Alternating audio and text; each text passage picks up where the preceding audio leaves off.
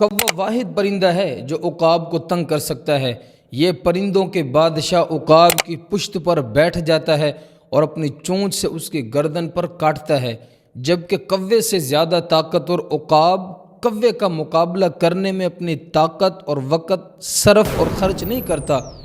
بلکہ وہ اپنے پر کھولتا ہے اور آسمان کی طرف اونچی اڑان بھرنا شروع کر دیتا ہے اور آسمان کی بلندیوں پہ چلا جاتا ہے،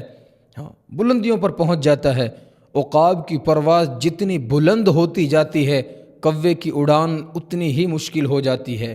بہت مشکل ہو جاتی ہے، اور بالآخر وہ آکسیجن کی کمی کی وجہ سے گر جاتا ہے۔ آج سے آپ ان لوگوں کی وجہ سے پریشان ہونا چھوڑ دیں جو آپ کے پیٹھ پیچھے بیٹھ کر باتیں کرتے ہیں، جو آپ کو گرانے کی سوچتے ہیں، جن کو آپ کی کامیابی ہضم نہیں ہو رہی۔ آپ کی پرواز کے سامنے آسمان کھلا ہے، اپنی اڑان کو اللہ کی مدد کے ساتھ اونچا کرتے جائیں تو بہت سی رکاوٹیں اور گھٹیا ذہن کے لوگ جن کو آپ کی ترقی ہضم نہیں ہو رہی،